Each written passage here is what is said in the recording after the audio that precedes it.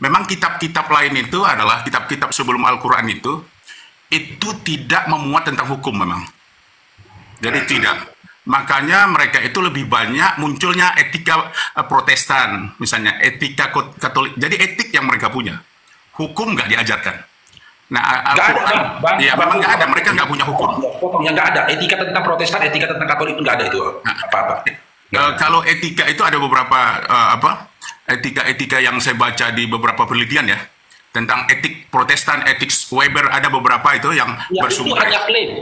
Itu okay. hanya klaim mereka. Tapi poin dari ayat itu bukan mengarah kepada Protestan maupun Katolik, bukan. Jadi memang hukum mereka nggak punya. Iya. Jadi saya teringat Bang Faruk ya, sebelum ada pasien otennya Bang Faruk, saya cerita dikit ya. Dulu ada debat tentang pembentukan peradilan agama di Indonesia. Jadi ketika debat itu, peradilan agama itu kan untuk orang Islam. Ya, tapi ketika mereka menginginkan peradilan agama sendiri, termasuk Hindu, Buddha, maka Munawir Ghazali mengingatkan, coba tunjukkan kepada kami bahwa ada sistem hukum peradilan soal keluarga, soal waris, soal pemeliharaan anak di dalam agama-agama lain. Itu memang tidak punya bukti-bukti itu.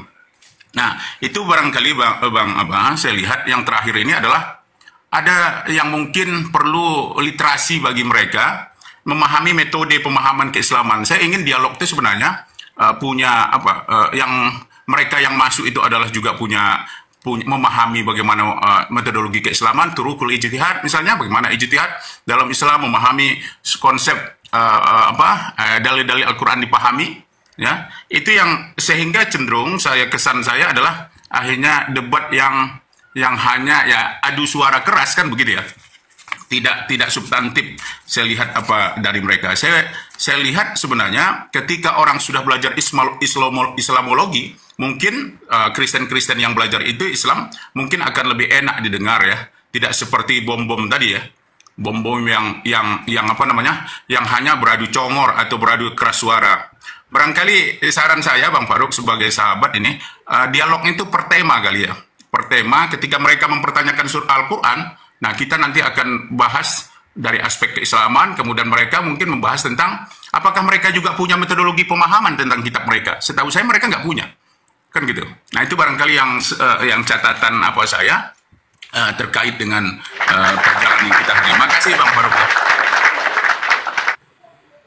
Sama-sama. Waalaikumsalam. Silakan Bang Fan.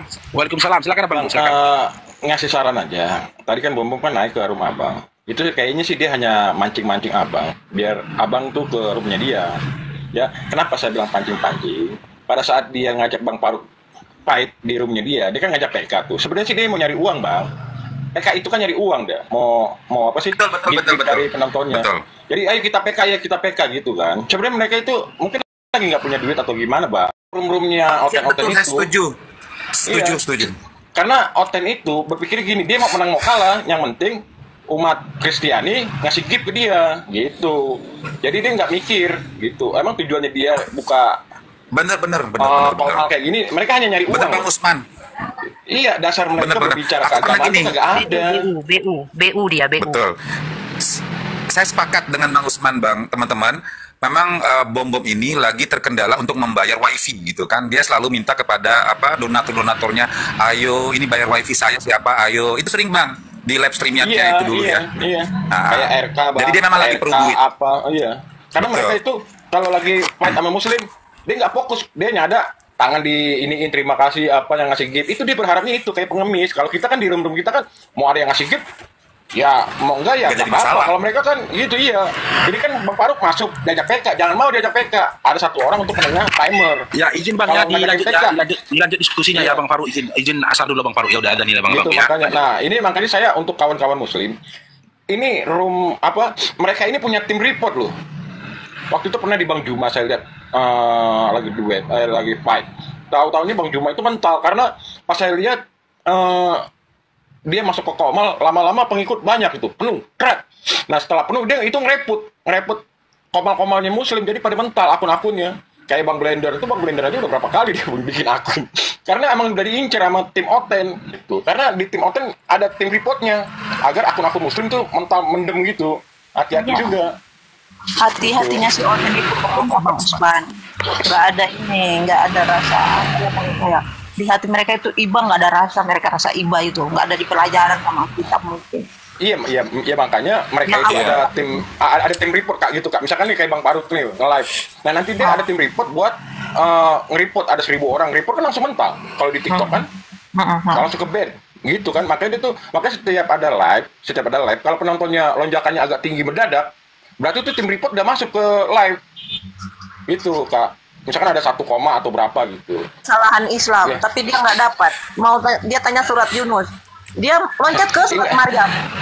Intinya Kak, intinya dia masuk tadi ngajakin Bang Paruk duet tapi PK. PK kan jadi duit Kak. Iya. Dia kalau mau menang dia mau masa bodoh.